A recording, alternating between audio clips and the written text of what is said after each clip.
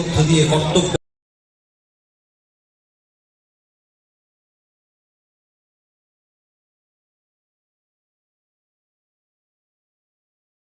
মহারাজ, উপস্থিত সুধীবৃন্দ, কি এমন আমাদের ঘটলো যে 23শে জুন একটি ঘরে বসে আমাদের বিবেকানন্দ চর্চা শুরু করতে হলো।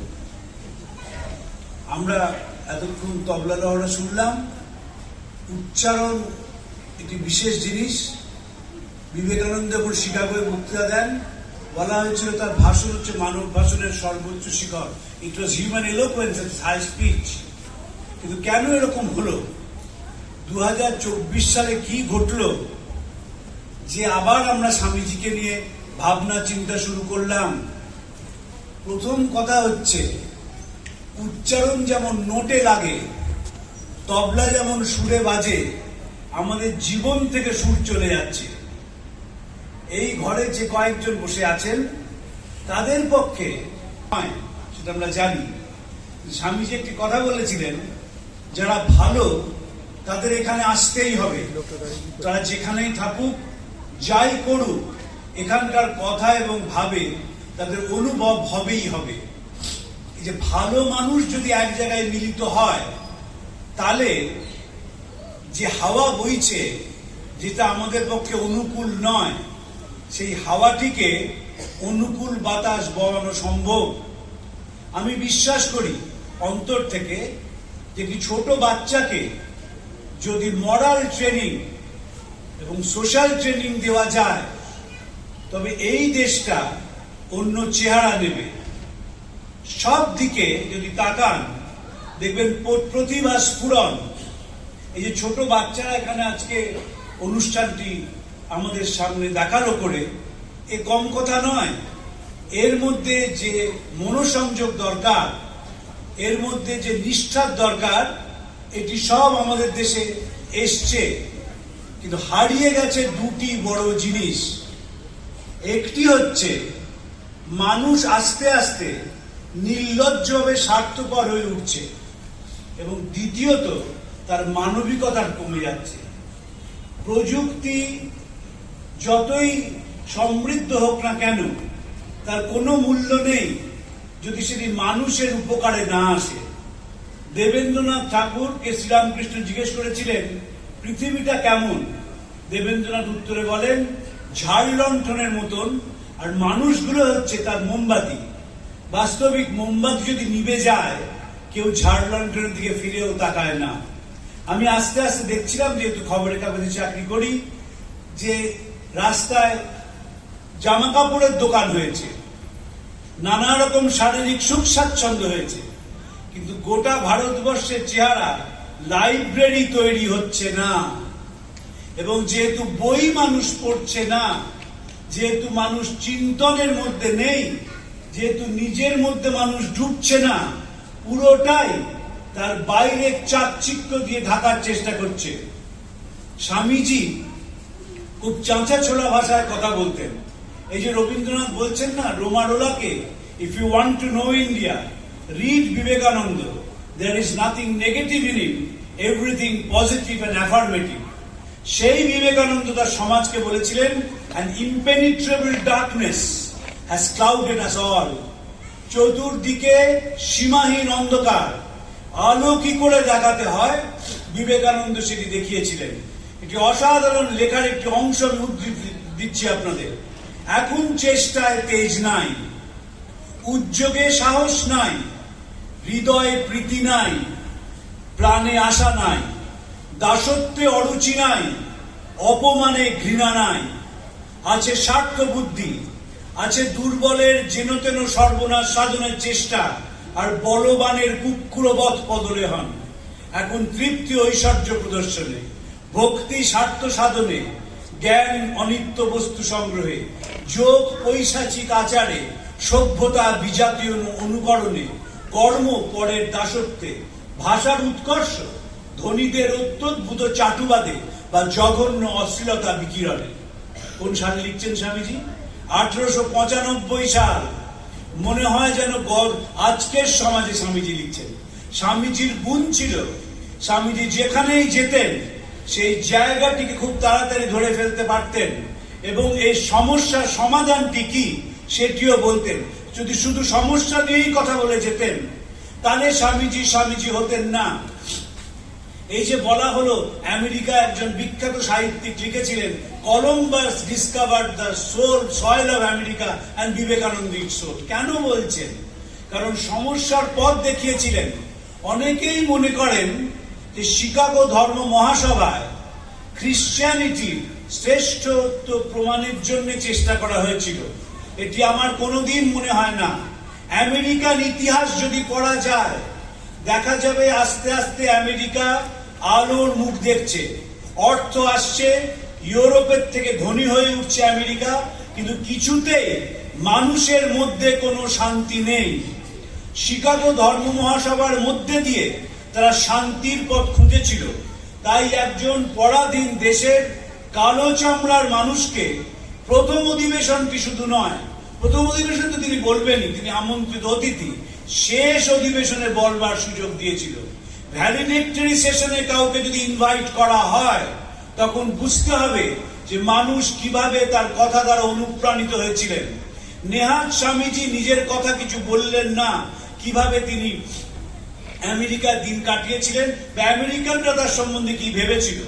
স্বামীজি এক জায়গায় বলছেন তার ভাইকে ইংল্যান্ডে 1895 সালে যখন বেদান্তর কথা এদেশে বললাম তখন কেউ শুনল না, তাই ভাবলাম স্বাধীন দেশে বেদান্তের কথা বলি, এমন কথা বলে যাব যে মানুষ বহুকাল মনে রাখবে। কেন বলছেন স্বামীজি? কারণ দেখা যাচ্ছে সভ্যতা যত তার বয়স বাড়ছে মানুষের তত দূরত্ব বাড়ছে। 1940 সাল বার্ট্রান্ড রাসেল, যিনি নোবেল পুরস্কার পেয়েছিলেন 1950 সালে, তিনি একটি বাড়ির চেহারা আঁকছেন। বাড়িগুলো কেমন হয়ে গেছে?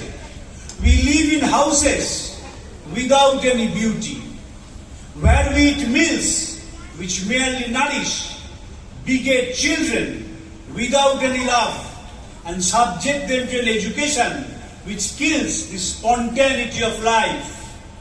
যে কোনো বাড়িতে যান দেখবেন কি চাকচিক্য, ক্ষেত্রীর পাথর, সেমনি কায়দা করা গণেশের মুখ, একেবারে ঝকঝকে তকতকে, কিন্তু বাড়িতে কোনো প্রাণ নেই। কেন প্রাণ নেই?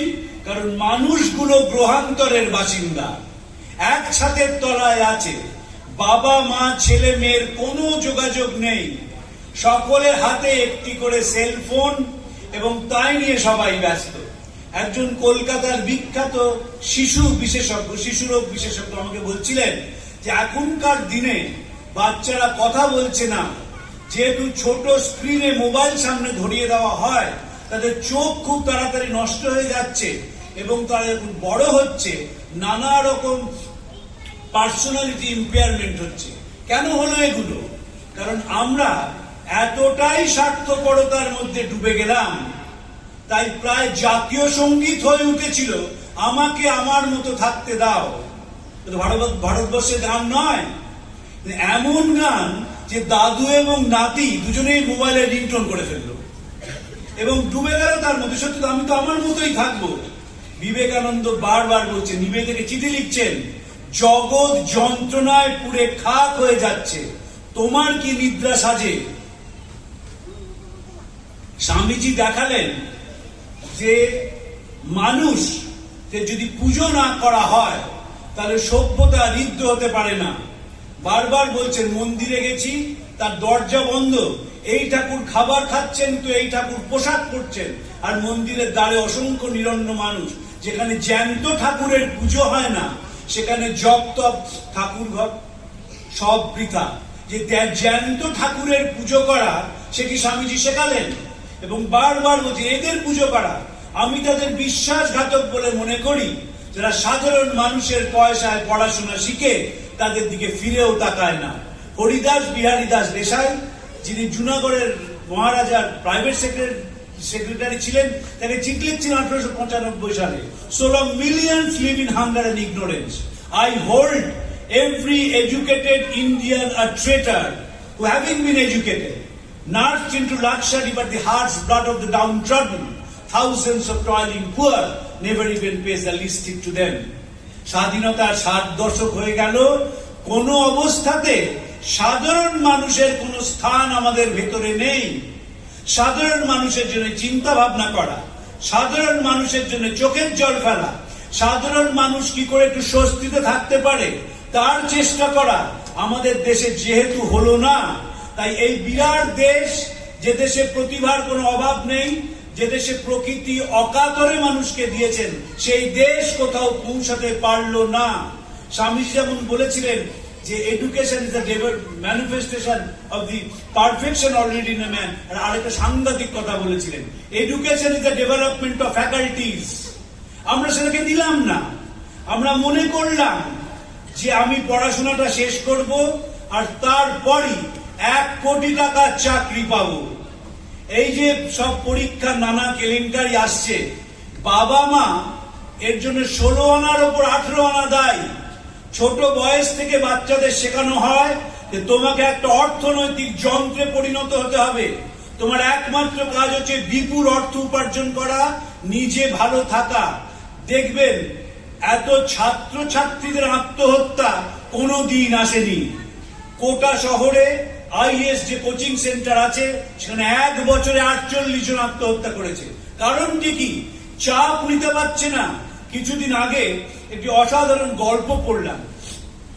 স্কুলের দিদিমণি বাড়িতে চিঠি পাঠিয়েছেন যে 3টে বাচ্চাকে ডেকে পাঠিয়েছেন, তারা অঙ্ক পরীক্ষায় ভালো করেনি।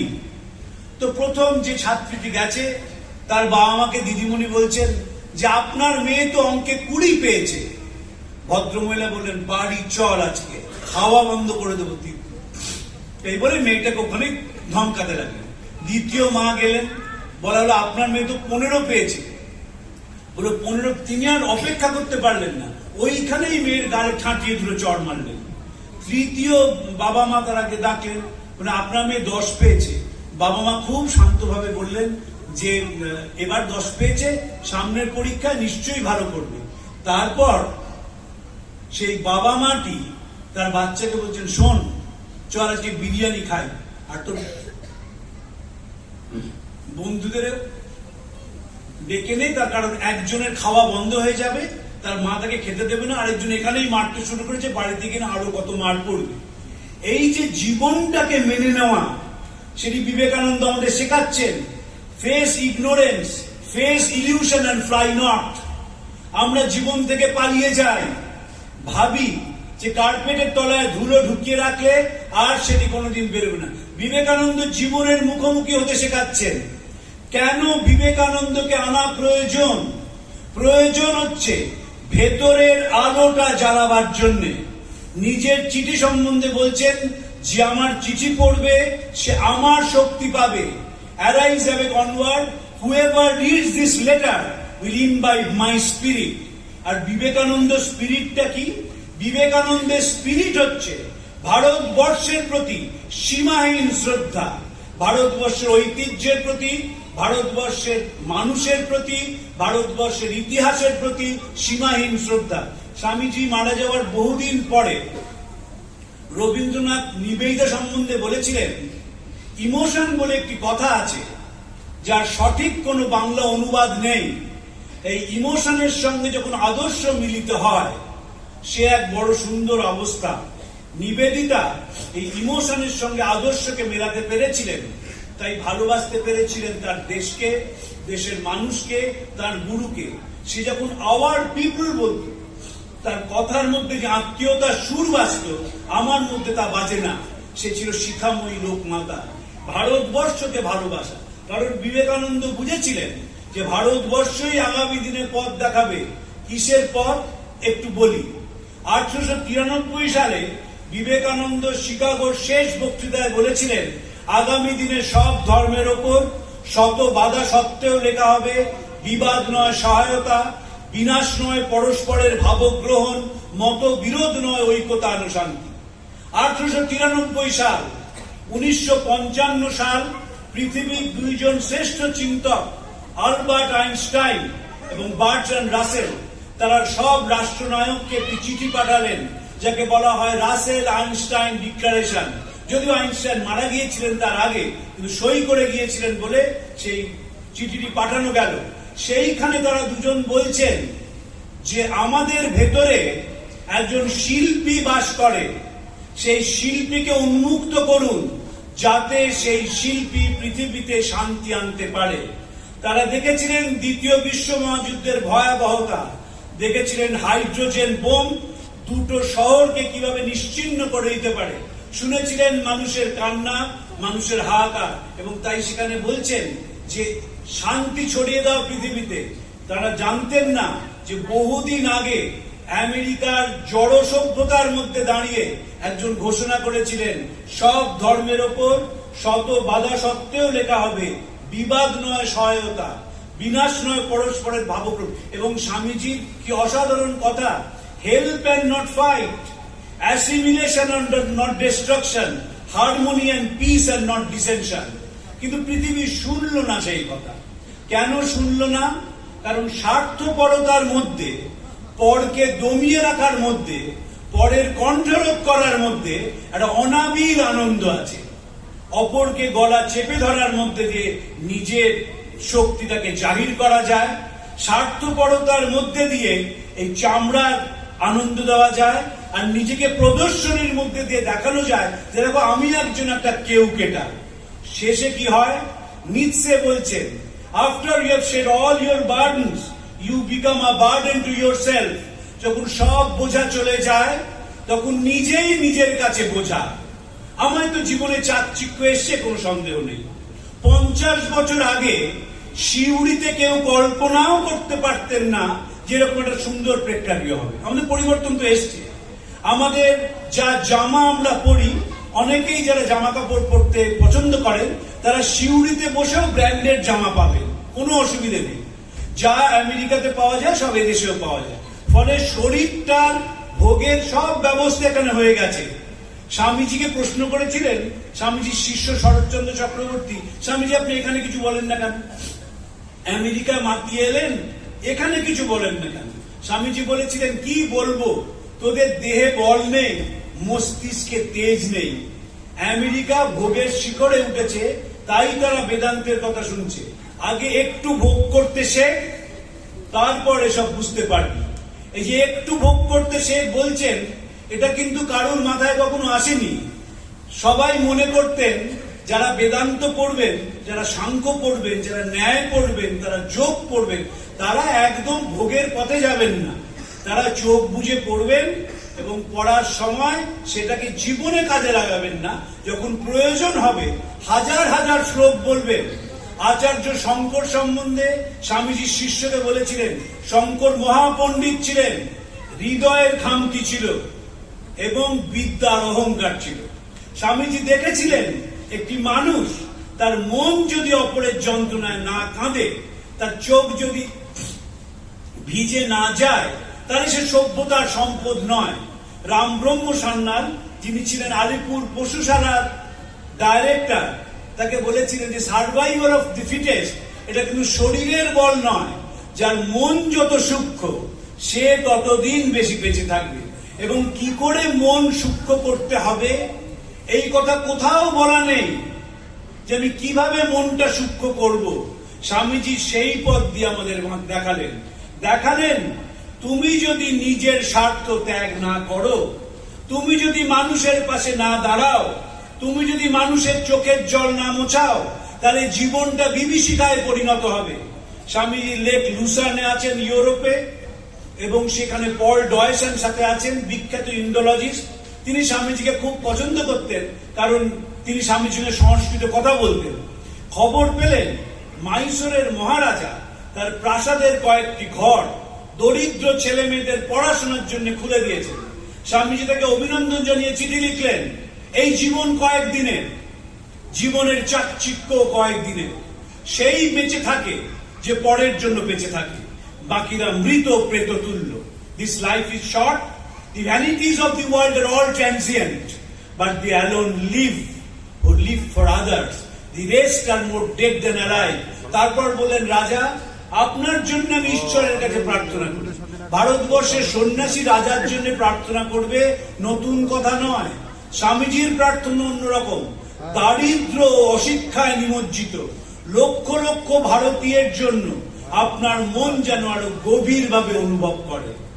এটি লিখছেন বিলেত থেকে 1895 সাল।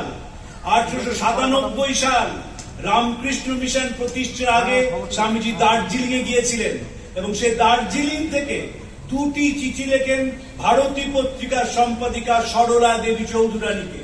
তার একটি চিঠিতে লিখছেন, যদি কেউ এই হতশ্রী, লুপ্ত ভাগ্য, পরপদদলিত, চিরবুভুক্ষিত ও কলহশীল ভারতবাসীকে প্রাণের সহিত ভালোবাসে, তবে ভারতবর্ষ আবার জাগিবে। যবে শত শত নরনারী নিজ ভোগ সুখেচ্ছা ত্যাগ করিয়া দারিদ্র অশিক্ষায় নিমজ্জিত স্বজাতীয় মানুষের উন্নতি কামনা করিবে, ভারতবর্ষ আবার জাগিবে।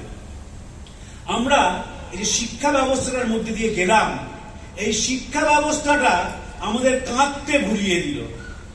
আমি কলকাতায় থাকি, চাকরি করি খবরের কাগজে, দামি দামি স্কুলে যাওয়ার সৌভাগ্য আমার হয়।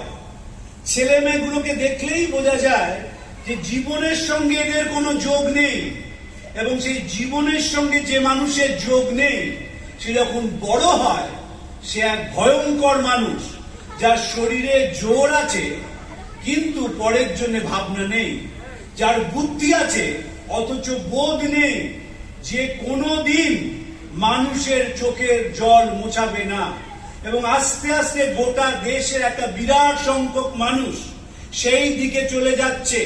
হৃদয়হীনতা এমন জায়গায় গিয়ে পৌঁছচ্ছে যে মানুষকে অপমান এবং অত্যাচার করাটাই জীবনের ধর্ম হয়ে দাঁড়াচ্ছে। আমরা যে কয়েকজন মানুষ উল্টো পথে হাঁটতে চাই, আমাদের মনে হয়েছে বারবার মানুষকে এই কথাটা শুনিয়ে যায়, একবার মানুষের দিকে তাকাও, একবার মানুষের কথা ভাবো এবং একবার তার চোখের জল মোছানোর ব্রত নাও। স্বামীজি শেখালেন যে কি করে চোখের জল মোছাতে হয়। যখন স্বামীজি বেঁচে আছেন তখন উত্তর কলকাতায় প্লেগ হয়েছিল। সেই প্লেগের জন্য রামকৃষ্ণ মিশন যে প্যামফ্লেট ছাপিয়েছিল, সেই প্যামফ্লেটে লেখা আছে, আমরা গরিবদের কথা বুঝি, যদি কারুর আপনাদের হাতে পায়ে সেবার কোনো দরকার হয় তাহলে বেলুড় মঠে যোগাযোগ করবেন। এবং কি নিবেদিতা যে কি কাজ করেছিলেন ডক্টর রাধা গোবিন্দ কর, যার নামে একটি হাসপাতাল রয়েছে আর.জি. কর, তার আত্মজীবনীতে আছে। বিকেল গড়িয়ে সন্ধে হচ্ছে, একটি রোয়াকে বসে স্বামী সদানন্দজি এবং সিস্টার নিবেদিতা তারা কি লিখছেন। ডক্টর আর.জি. কর জিজ্ঞেস করলেন, দুপুরের খাওয়া হয়েছে? বললেন, বেলুড় মঠে এই রিপোর্টটা পাঠিয়ে দুপুরের খাওয়া খাবো, তখন বিকেল গড়িয়ে সন্ধে হয়। এই যে মানুষের জন্য প্রত্যেকটি ক্ষণ উৎসর্গ করা, স্বামী দেখালেন এটাতেই আনন্দ, আর কিছুতে আনন্দ নেই।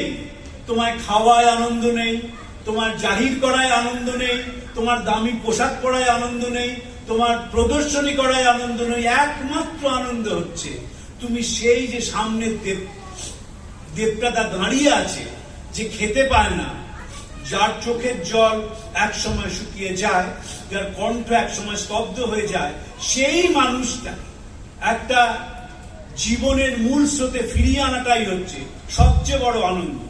এইটা মানুষ আস্তে আস্তে বিশ্বাস করতে শুরু করেছে, এটাই সবচেয়ে বড় কথা। কলকাতা শহরে যখন কোভিড হলো তখন ছেলেমেয়েরা যারা স্কুল কলেজ বিশ্ববিদ্যালয়ে পড়ে তারা কিভাবে বাড়ির থেকে বেরিয়ে এসে মানুষের সেবা করলো সেটি দেখবার মতো। আমি একটা ছোট উদাহরণ দিই। এই যখন কোভিড হলো, যেমন বয়স্ক মানুষেরা মহা সমস্যায় পড়েছিলেন, মহা সমস্যায় পড়েছিল পথসারমেয়রা। দোকান বন্ধ হয়ে গেল, জলের সাপ্লাই চলে গেল, কিভাবে তারা বাঁচবে জানে না। সেই সময় ছেলেমেয়েরা বেরিয়ে এসে প্রত্যেক পথসারমেয়কে 4 বেলা খাবারের ব্যবস্থা করলো। আমার নিজের চোখে দেখা। একবার বালিগঞ্জ দেখে আমি গেছি, আমি ঘটনাটি বহু জায়গায় বলি, আমার দাগ কেটে গিয়েছিল ভেতরে। দেখি দুটি ছেলে মেয়ে তারা তুমুল তর্ক করছে একজন ট্রাফিক সার্জেন্টের কাছে সঙ্গে। তারা বলছে যে আপনাকে সকালে 5 মিনিট আর বিকেলে 5 মিনিট লেকটা খুলে দিতে হবে। সে সার্জেন্ট বলছেন খোলা সম্ভব নয়, তার কারণ রাজ্য সরকার বলেছেন যে কোন রকমের পার্ক বা লেক খোলা যাবে না। তাও ছেলে মেয়ে দুটো কথা বলে যাচ্ছে। তখন আমি গিয়ে বললাম যে আপনারা এত চাপ দিচ্ছেন কেন? তখন যে কথাটি শুনলাম সেটি অতীতে কখনো ভারতবর্ষে শোনা যায়নি। সে ছেলে মেয়ে বলল, সে দুটি বলল যে এই লেকের মধ্যে দুটো কুকুর আছে যারা কিডনির অসুখে ভোগে, তাহলে দুবেলা ওষুধ দিতে হবে, যদি ওষুধ না দেওয়া যায় তবে তারা মারা যাবে। তাই জন্য সকালে 5 মিনিট চাইছি, আমরা গিয়ে ডাকবো, ওরা আসবে, ওষুধ দেবো। আবার বিকেলে 5 মিনিট চাইছি, ওদের ডাকবো, ওরা এসে ওষুধ দেবে। সেই কুকুর দুটি এখনো বেঁচে আছে। এই যে কনসার্ন ফর আদার্স, এটা কিন্তু বাড়ছে। এখনকার ছেলে মেয়েরা অতীতের ছেলে মেয়েদের মতো নয়। এখনকার ছেলে মেয়েরা অনেক ঝকঝকে তকতকে। একটু আগেই একটা ঘটনা ঘটলো, একটি বাচ্চা তার মা ছবি তুলছেন মহারাজের সঙ্গে, আবার রিটেক করা হলো। ছেলেটি মহারাজকে নিঃসংকোচে বললো, আসলে আগের বার মার হাতটা কেঁপে গিয়েছিল। বলতো না কেউ। এগুলো কিন্তু sign of progress, sign of development. আগে কেউ বলতো না। এখনকার এই জেনারেশন অসম্ভব স্মার্ট। আমি একটা কলেজে পার্ট টাইম পড়াই, রিপোর্টিং, আমি প্রচুর ছেলে মেয়ের সঙ্গে নিজে মিশি। এত সুন্দর ছেলে মেয়েরা আসছে, এই জেনারেশনটাকে আমাদের ধরতে হবে। এবং সাথে তো কিছু ভোগও আমাদের এসছে, জীবনযাত্রার মান বেড়েছে, অর্থনৈতিক অবস্থা ভালো হয়েছে, চাকচিক্য এসেছে। এইটা হচ্ছে ঠিক সময় বিবেকানন্দ পড়া। এখন যদি বিবেকানন্দ পড়া যায় এবং সেটাকে যদি কাজে লাগানো যায়, স্বামীজির কি সুবিধা জানেন তো? রোমা রোলা যখন স্বামীজির ওপর বই লেখেন 1930 সালে, তিনি স্বামীজির ভাষা সম্বন্ধে একটি অসম্ভব সুন্দর মন্তব্য করেছিলেন। বলেছিলেন, বিবেকানন্দ's words are great music, phrases in the style of Beethoven, starring rhythms like the march of Handel Choruses। একেবারে বলছেন ভাষাটা কেমন বিটোভেনের সঙ্গীতের সঙ্গে তুলনীয়। সেই সঙ্গীত যখন বেরোয়, বিটোভেনের সঙ্গীত মানুষকে যেমন আনন্দ দেয়, বিবেকানন্দের ভাষাও তাই। মানুষের ভেতরটা ছুঁয়ে যায়, অন্তরটা ছুঁয়ে মানুষকে নতুন মানুষে রূপান্তরিত করে। সরলা দেবী চৌধুরানী স্বামীজির দেহত্যাগের বেশ কয়েক বছর পরে যখন নিজের আত্মজীবনী লেখেন, জীবনের ঝরা পাতা, সেখানে লিখছেন যে বিবেকানন্দের মধ্যে ছিল ডিনামাইটের শক্তি, ভেঙে গড়ার অপূর্ব ক্ষমতা। তার এই শক্তি আমার মধ্যে এসে পড়েছিল, আমাকে ভেঙে নতুন মানুষ রূপে তৈরি করেছিল। স্বামীজি আছেন আমেরিকায় ফ্রান্সিস লেগেটের বাড়িতে, তার যে কাজের লোক, তিনি বলেছিলেন, আপনি যাই বলুন, আপনি যে পোশাকই পড়ুন, আসলে আপনি একজন রাজা। অসাধারণ কথা, আপনি একজন রাজা। রাজা মানে বড়, শ্রেষ্ঠ। বিবেকানন্দকে দ্বিতীয় জায়গায় মনে করা যাবে না। রোমানোলা লিখছেন, it is impossible to conceive him in the second place. তিনি একেবারে প্রথম দাঁড়িয়ে রয়েছেন। কেন প্রথম দাঁড়িয়ে আছেন? কারণ তার প্রত্যেকটি কথার মধ্যে দিয়ে মানবতাকে সামনে এগিয়ে দেওয়ার মন্ত্র রয়েছে। স্বামীজি বিশ্বাস করতেন ভারতবর্ষের অতীত ছিল গৌরবে, ভবিষ্যৎ আরো গৌরবের হবে। কেউ তো বলে না, বলে আরে ভাই সে ছোটবেলায় আমরা যখন দেখতাম, বুঝলে, সেই সমাজ ছিল অন্যরকম। আমরা গুরুজনদের শ্রদ্ধা করতাম, আমরা একেবারে মাস্টার মশাইদের সামনে অবনত হতাম, আর তোমাদের কি বিচ্ছিরি সমাজ। তখন আমি তাদের ফিস করে জিজ্ঞেস করি, এত তো মূল্যবোধের সময় ছিল, উত্তরসূরিদের হাতে একটি বিবেকানন্দের বই তুলে দিলেন না কেন? তিনি তো 1902 সালে চলে গেছেন, 1906 সালে তো তার কমপ্লিট ওয়ার্কস বের করা শুরু হয়েছে। কেন ছেলে মেয়েদের হাতে বইটা দিয়ে বললেন না যে বাবা তুমি মানুষ হও? অর্থটা মানুষ হলে তখন আসবে। আমাদের জেনারেশন, আগের জেনারেশন বলেনি, তার আগের জেনারেশন বলেনি। রাসেলের বিখ্যাত একটি কথা আছে, all our present follies are inheritance of the past. এই যুগের যত ত্রুটি সেটি পূর্বসূরীদের কাছ থেকে এসছে। বিবেকানন্দ নতুন ভারতবর্ষের কথা বলছেন। নতুন ভারত বেরুক চাষার কুটির থেকে, ভুনাওয়ালার উনুনের পাশ থেকে, ঝোড় জঙ্গল, পাহাড় পর্বত থেকে, অর্থাৎ সাধারণ মানুষের ভারতবর্ষ। আমরা সাধারণ মানুষদের কেউ দেখলাম না, কেউ কথা বললাম না, কেউ তাদের সঙ্গে মিশলাম না। যদি মিশতাম, দেখতাম তাদের মনগুলো এখনো সোনায় মোড়া। আমি যেহেতু সাধারণ মানুষের সঙ্গে মিশি, আমি যেহেতু কথা বলি, আমি দেখেছি কাছ থেকে যে তাদের ভেতরে যে আতিথেয়তা বোধ আছে, যে উষ্ণতা আছে, যে মানুষকে আপন করে নেওয়ার সহজাত ক্ষমতা আছে, সেটা কিন্তু ওই ফ্ল্যাট বাড়িতে থাকা, চিবিয়ে চিবিয়ে ইংরেজি বলা, দামি ইংলিশ মিডিয়াম স্কুলে পড়া, ছেলে মেয়েদের মধ্যে নেই। আমি বলছি আপনাকে, এই ধরুন এত মানুষ শুনছেন তো, কলকাতায় এক রামকৃষ্ণ মিশন ছাড়া কোনো অনুষ্ঠানে লোক আনানো যায় না। কেন যায় না? কারণ তারা ভালো কথা শুনবেন না বলে। স্বামীজির বিখ্যাত কথা প্রথমে শুনবে না। বলছেন ঠাকুরের তিথি পুজোয় অনেকে আসবে, প্রথমে হুজুগে আসবে, তারপর পরের বছর দেখতে আসবে কি হলো, তারপরের বছর আস্তে আস্তে তারা আসবে। যারা ভালো আসতেই হবে। দেখুন, জীবনে এমন কোনো মানুষ নেই যে শান্তি চায় না। পৃথিবীতে কোন লোক আছে দেখেছেন অশান্তি চায়? একদম ছোট শিশু থেকে বয়স্ক মানুষ সবাই শান্তি চায়, কিন্তু কোন পথে শান্তি আসবে সেটা বোঝে না। বিবেকানন্দ সেই শান্তির পথটা বলে দিচ্ছেন আমি সেই দেবতার পূজারী, অজ্ঞেরা যাকে ভুল করে মানুষ বলে ডাকে। স্বামী ব্রহ্মানন্দকে চিঠি লিখছেন কাশ্মীর থেকে, গরুতে মিথ্যে কথা কয় না, দেয়ালে চুরি করে না, বিগ্রহ ব্যভিচার করে না। তুমি 8 ঘন্টা ঘন্টা নাড়ো, 4 ঘন্টা জপ করো, মধু তাতে কার কি এসে যায়? ওই যে কাজ মুর্শিদাবাদ কিনে নেওয়া হলো। স্বামী অখণ্ডানন্দজি সারগাছি রামকৃষ্ণ মিশন প্রতিষ্ঠা করেন। রামকৃষ্ণ মিশন তৈরির 15 দিন পরে 15ই মে 1897 সাল, এবং সেই মহুরা গ্রামে দরিদ্র অনাথ ছেলেদের মধ্যে অখণ্ডানন্দজি কাজ শুরু করেন। সেই বলছেন এত কাজ মুর্শিদাবাদ কিনে নেওয়া হলো, গরুতে মিথ্যে কথা কয় না। এখন উত্তর করতে, দেবে চুরি করে না, বিগ্রহ ডাকাতি করে না, তুমি 8 ঘন্টা ঘন্টা নাড়ো, 4 ঘন্টা জপ করো, মধুটাতে কার কি এসে যায়? আমার পূজা জপ তপ তখনই সার্থক যদি শেষ অব্দি আমি মানুষের জন্য করতে পারি। স্বামীজি একটি চিঠিতে লিখছেন, বলছেন তিনি আসছেন যারা তাঁর সেবা করবে, না তাঁর সেবা নয়, গরিব গুর্ব কীট পতঙ্গ পর্যন্ত তাদের মধ্যে তিনি আসবেন। তাদের বুকে মহাশক্তি মহামায়া বসবেন, মুখে সরস্বতী বসবেন। আর যারা নাস্তিক, অবিশ্বাসী, নরাধম, বিলাসী, তারা আমাদের ঘরে কি করছে? তারা এই বেলা ভালোই ভালোই চলে যায়। আমরা নাস্তিক শব্দটাকে ভুল বুঝি। বিবেকানন্দ বলেছিলেন সেই নাস্তিক যে নিজেকে বিশ্বাস করে না। The old religion said he was an atheist who did not believe in God. The new religion says he is an atheist who does not believe in himself. যে নাস্তিক, অবিশ্বাসী, নরাধম এবং বিলাসী। আপনি যদি বিলাসিতার সমুদ্রে ডুবে যান, তাহলে আপনি রামকৃষ্ণ আন্দোলনের কেউ নন। কারণ এই চিঠির গোড়ার দিকে স্বামীজি বলছেন যে নিজে নরকে গিয়ে পরের মুক্তি চায়, সেই রামকৃষ্ণের ছেলে, সেই আমার ভাই। আর যে পারবে না সে তফাৎ হয়ে যাও এই বেলা ভালোই ভালোই।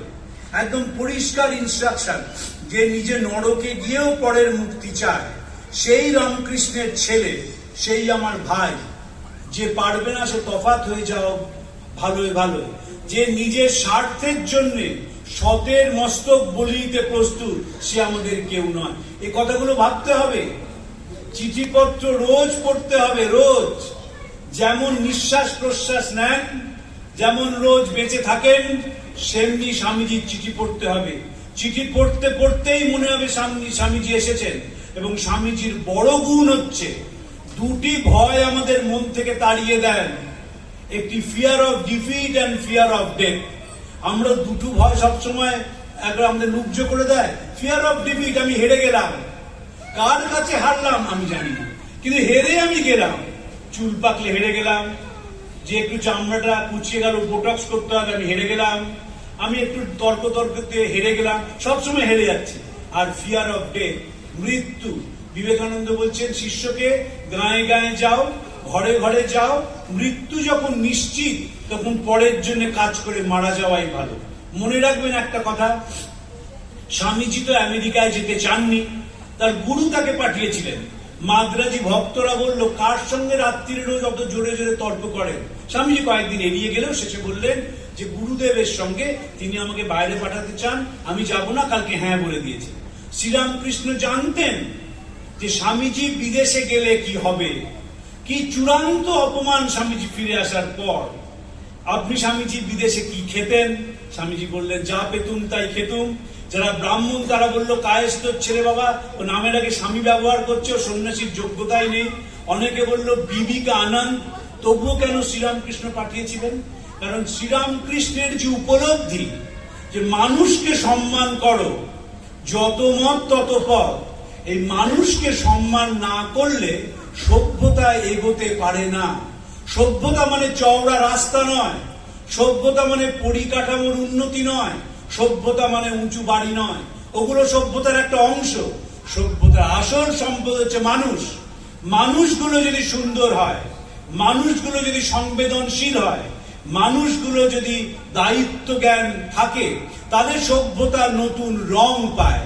বিবেকানন্দ সেই কথাটি আমাদের বারবার বলছেন তুমি মানুষকে কখনো অবজ্ঞা করো না, তুমি মানুষের মধ্যে নিজেকে খুঁজে পাও। তাই আমরা দেখব যখন সাঁওতালদের তিনি বেলুড় মঠে খাওয়াচ্ছেন,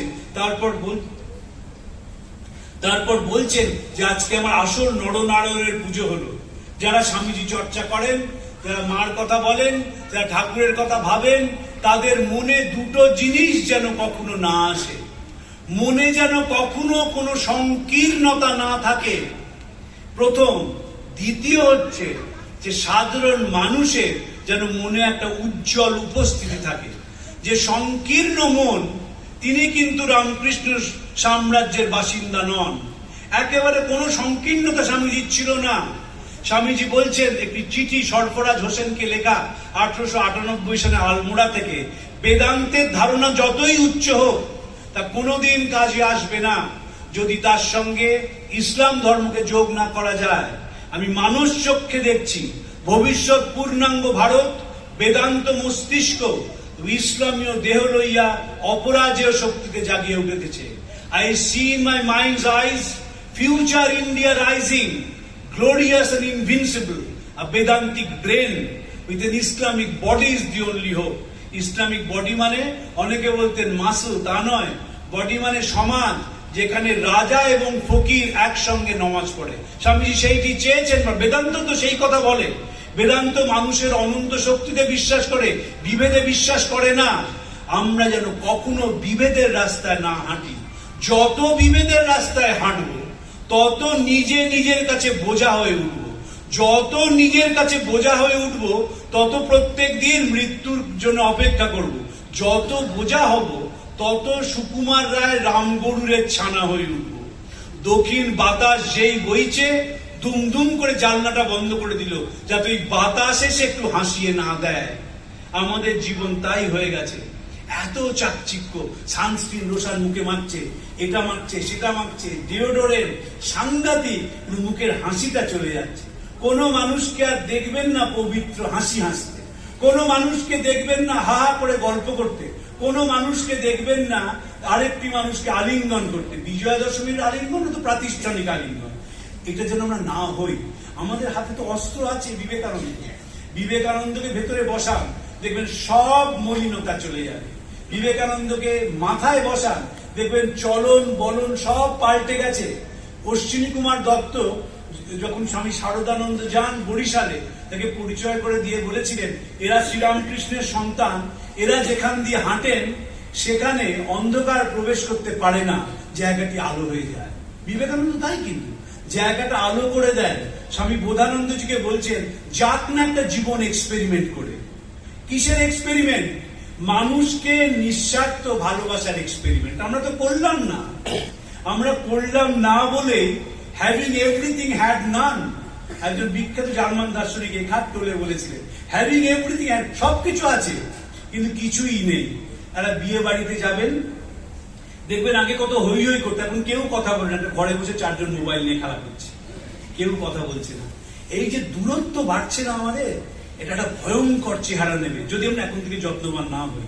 এবং যে ভালো ভালো জিনিসগুলো এগিয়ে আসছে, সেই ভালো জিনিসগুলোকে যদি সামনের দিকে ঠেলে দেওয়া যায়, সে ভালো জিনিসগুলো যদি চর্চা হয়। ধরুন আজকে যে ছেলেগুলো বাজালো, এই ছেলেগুলোর সঙ্গে যদি তবলার সঙ্গে বিবেকানন্দ পড়ানো হয়, বোঝানো হয় বিবেকানন্দ কত বড় সঙ্গীতজ্ঞ ছিলেন, যদি বলা হয় দেখো জীবনটাই হচ্ছে একটা সঙ্গীত, শুধু তবলার বোল নয়, জীবনের বোলটাও যেন ঠিক মতন বাজে, পায়ের মধ্যে যেন ছন্দ থাকে চলানো। দেখবেন এই মানুষগুলো যখন বড় হবে কোনোদিন বেপথে পা ফেলবে না, কোনোদিন মানুষের থেকে মুখ ফিরিয়ে নেবে না। এবং বিবেকানন্দ যে স্বপ্ন দেখেছিলেন সেই ভারতবর্ষরা তৈরি করবে। পূজনীয় মহারাজকে প্রণাম জানিয়ে আপনাদের নমস্কার জানিয়ে আমার বক্তব্য শেষ করছি।